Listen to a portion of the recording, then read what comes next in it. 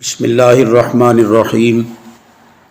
سامعین گرامی، عبدالحمید چشتی مدینہ منورہ سے عرض گزار ہے کہ 18 اور 19 دسمبر کو دوسرا اور تیسرا کلپ مفتی فضل چشتی کا فقیر کو سنایا گیا۔ دوسرے کلپ میں یا تو وہی باتیں تھیں جن کا الحمدللہ علی وجہ البصیرت فقیر نے پیش کی ہی جواب دے دیا تھا، یا پھر لا یعنیاں اور کمینے پن کا اظہار جو قابل جواب نہیں۔ مثلا کہتا ہے کہ تو یہ شرط رکھے گا کہ تیرے سوال کا جواب نہیں دوں گا تو امریکہ برطانیہ چلا جائے گا، واپس نہیں آئے گا، تو افریقہ میں چھپ جائے گا۔ تیرے اندر اگر اچھا خون ہے تو یوں کر کے دکھا، کمینے پن کی علامت ہے، بیچارہ علمی یتیم، تیرا حشر کیسا ہوگا، بے وقوف بناتا رہتا ہے، کمینے پن کی عادت، تیری موٹی عقل ہے، چوں چوں کرتے ہیں وغیرہ وغیرہ۔ پھر کہتا ہے کہ تو نے میری شرافت کو کمزوری سمجھ رکھا ہے۔ حضرت، شرافت نہیں، آپ کی کمزوری ہر کسی نے سمجھ رکھا ہے۔ پورے عرب و عجم کو چیلنج کر رہا ہے کہ ابھی تک تو دیگر علماء کے علاوہ فقیر اور مناظر اعظم علامہ منیر عباس صاحب مدظ اللہ العالی ان کا صحیح جواب نہیں دے سکا۔ گستاخی صحابہ و اہل بیت کی یہ سزا تیرے لیے کافی نہیں ہے کہ سوشل میڈیا پر تیرے ساتھ جو ہو رہی ہے، یا تو خود اپنے کرندوں سے گندی گفتگو کر کے اپنے ساتھ کروا رہا ہے؟ اگر اتنی کسی کتے کے ساتھ بھی ہوتی تو وہ بھی ڈوب کر مر جاتا، لیکن جو بےعزتی اور حتک کو عزت و شہرت سمجھے اس پر کیا اثر۔ فقیر انشاءاللہ العزیز اللہ کے فضل و کرم اور حضور نبی کریم صلی اللہ علیہ وسلم کی نظر رحمت سے مدینہ منورہ سے پاکستان ہی آئے گا اور کہیں نہیں جائے گا، جس سے تیرا جھوٹا ہونا دنیا دیکھے گی۔ تیسرے کلپ میں کہتا ہے کہ مکاریوں اور تراریوں سے کام لیا۔ فضل چشتی، تیرے اندر اچھا خون ہے تو تجھے چیلنج کر رہا ہوں کہ صرف 5 غیر جانبدار علماء سے یہ لکھوا کر دے گے کہ یہ مکاریاں اور تراریاں ہیں یا اصول مناظرہ اور حقائق ہیں جن کا تو جواب نہ دینے کی وجہ سے شکست خوردہ ہو چکا ہے۔ تجھ سے جواب دینا ممکن ہوتا تو 2 سال کا عرصہ کوئی کم نہیں ہے۔ باقی ہم نے تو پہلے ہی کہہ دیا تھا کہ اصول مناظرہ کو جو فرار سمجھے وہی بڑا احمق ہوگا، جس کا تو نے ثبوت فراہم کر دیا۔ پھر کہتا ہے کہ بکھر کو اس لیے مقام مناظرہ بنایا کہ فتنہ نہ بن جائے۔ اس سے بڑا جھوٹ اور کیا ہوگا کہ ایک طرف کہتے ہو سندر کہ وہاں کتابیں ہیں، دوسری طرف بکھر، کیا وہاں ہر قسم کی کتابیں اور ساری لائبریری لے آؤ گے؟ پتہ نہیں کس کتاب کی ضرورت پڑ جائے۔ پھر کہتا ہے کہ میرا آبائی گاؤں جنگل ہے، نہ سڑک نہ مکان، وہاں خیمے ہیں، تجھے تو کوئی کوفت ہے ہی نہیں کیونکہ تیرا گھر ہے، اور ہم بھی خوشی سے اس راستے کی دشواری کو برداشت کر رہے ہیں، تو کیوں بھاگنے کا بہانہ بنا رہا ہے؟ جھوٹ بولنے کا کیا فائدہ؟ کیا تو جنگل اور خیمے میں پیدا ہوا تھا؟ کیا تیری ساری برادری وہاں جنگل وغیرہ میں رہتی ہے؟ اگر سچا ہے تو خیمے اور جنگل کی ویڈیو بھیج۔ اصل مسئلہ یہ ہے کہ تو نے اور تیرے پیر نے ان کے حق کھا رکھے ہیں۔ تجھے یقین ہے کہ وہاں مناظرہ ہوا تو تیری وہ گت بنے گی جو دنیا دیکھے گی۔ بار بار بتا رہا ہوں کہ الحمدللہ عز و جل شارع حضرت ابو امامہ باہلی رضی اللہ تعالی عنہ ہوٹل امل السعادت کمرہ نمبر 2 مدینہ منورہ میں ہوں، لیکن تو بار بار مکہ مکرمہ رہائش بتا رہا ہے۔ کیا عقل کم نہیں کر رہی؟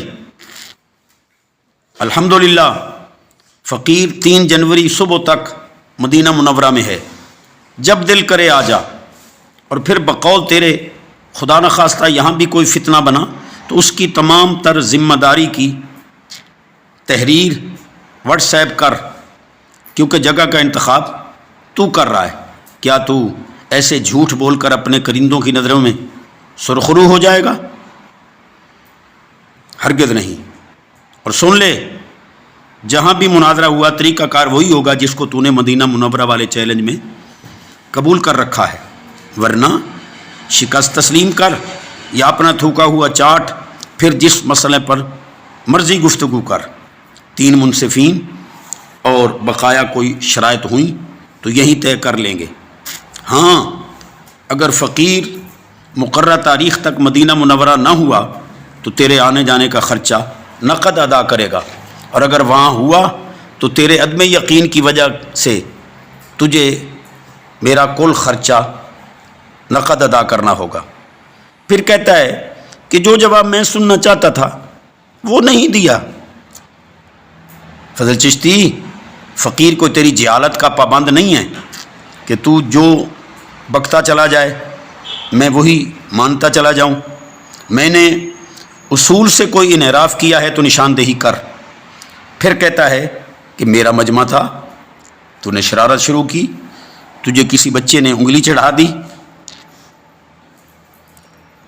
فضل چشتی، دنیا جانتی ہے کہ انگلی تو شیطان نے تجھے چڑھائی کہ شہرت و دولت چاہتے ہو تو یزید کی حمایت کا اعلان کر دو، پھر تو اس شیطان کی انگلی پر اب تک ناچ رہا ہے۔ فقیر نے تیری گستاخی امام حسین رضی اللہ تعالیٰ عنہ پر گرفت کی، جو میرا شرعی حق تھا، جس کو تو انگلی چڑھانا کہہ کر گستاخی اہل بیت کا مرتکب ہو رہا ہے۔ باقی تجھ میں شرم و حیا کی رتی بھی ہوتی تو ویڈیو کی شرط نہ لگاتا۔ اتنا تو بتا کہ ویڈیو پہلے کون سی شرعی دلیل سے حرام تھی اور اب کون سی شرعی دلیل سے حلال ہو گئی؟ وہ جھوٹے، تیری وجہ سے کتنے لوگ حج و عمرہ سے محروم گئے۔ اس وقت تو کہتا تھا تصویر حرام ہے، بلکہ بڑے کر و فر کے ساتھ بکتا تھا کہ سودا وکھامن چلیاں۔ اب کس دلیل سے تیرے لیے تصویر جائز ہو گئی؟ اور تیرے پیر سمیت پتہ نہیں کس کس نے تیرے کرندوں میں سودا چیک کرایا۔ تیرے اندر اچھا خون ہے تو تجھے بار بار چیلنج ہے کہ کم از کم اور نہیں تو میرے ان 2 کلپوں کی ہر بات کا ہی نمبر وار جواب دے دے۔ لیکن فضل چشتی، تم مر تو سکتا ہے لیکن فقیر کا جواب نہیں دے سکتا۔ اب بھی تجھے فضل چشتی صاحب چبل چشتی نظر آ رہا ہے۔ عرصہ دراز سے جو تو فحش بک رہا ہے، یا اب تو نے اپنے موجودہ کلپوں میں کمینے پن کا اظہار کیا ہے، اس وقت تو اندھا تھا۔ اگر واقعی تو فضل چشتی ہوتا تو صحابہ کرام اور اہل بیت اطہار علیہم الرضوان کی گستاخیاں نہ لکھتا نہ بکتا۔ مشت نمونہ از خروارے ہم نے تیرے ہی رسالے سے تجھے ارسال کر دی ہیں، کچھ ہمت ہے تو جواب دے۔ غالباً نومبر کے نصف کے قریب 0305 5663 848 نمبر سے فون آیا کہ حضرت کرم پور آ رہے ہیں، چاہتے ہیں کہ آپ سے بات ہو جائے۔ میں نے کہا آنے کی تحریر واٹس ایپ کر دو، جب مرضی آ جاؤ، لیکن جواب ندارت۔ اور غالباً 26 نومبر کو ہم نے پھر اسی نمبر پر رابطہ کیا کہ ہمارے شاگرد لاہور آئے ہوئے ہیں، وہ چاہتے ہیں کہ فضل چشتی سے ان کے خلاف لکھے گئے رسالے پر گفتگو ہو جائے۔ تو جواباً کہا گیا تھوڑی دیر بعد بتاتا ہوں۔ پھر ہم نے بار بار کال کی، کسی نے اٹھانا گوارہ ہی نہیں کی۔ مزید الحمدللہ ہم نے جو کہا تھا کہ فضل چشتی نے شب خون مارنے کی کوشش کی ہے، یہ فضل چشتی اس کی تردید نہ کر سکا۔ ہم نے تو شرائط، تاریخ، منصفین سب کچھ اسی پر ہی چھوڑ دیا تھا، صرف ہم نے جگہ کا تعین کیا، وہ بھی اس کا آبائی گاؤں، اس سے بھی بھاگ گیا۔ پہلے بھی ایک مرتبہ شرائط تسلیم کر کے منصفین سے حلف کا بہانہ کر کے بھاگ چکا ہے۔ اس کے باوجود کتنے ڈھیٹ پن سے، چور بھی کہے، چور چور کے مطابق کہتا ہے کہ وہ میرے سامنے آنا ہی نہیں چاہتا، جبکہ خود تو اصول مناظرہ پر مناظرہ کرنا ہی نہیں چاہتا۔ فضل چشتی صاحب، نام، ولدیت، رہائش بدل کر اور جھوٹ بول کر مسئلے پوچھنا جیسا کہ تم کرتے رہے ہو آسان ہے۔ یہ میدان مناظرہ ہے، دنیا تیرا حشر دیکھے گی انشاءاللہ العزیز کہ گستاخی صحابہ اور گستاخی اہل بیت کی تجھے سزا کیا ملتی ہے۔ چل، کیا یاد کرے گا، مقام مناظرہ تیرا علاقہ سندر ہی صحیح، معین کر تاریخ، بھیج 10 غیر جانبدار منصفین کے نام، دے تحریری ضمانت مع دستخط 11 معززین، علاقہ تیار کر، سیکورٹی روانہ کر، پولیس کا اجازت نامہ۔ چونکہ تو خبیث الفطرت ہو چکا ہے، تجھ سے بے اختیار غلیظ الفاظ نکلتے ہیں، تو کل ماہ کی طلاق کا حلف نامہ بھی بھیج کہ غلیظ گفتگو کرنے کی صورت میں تیری شکست شمار ہوگی۔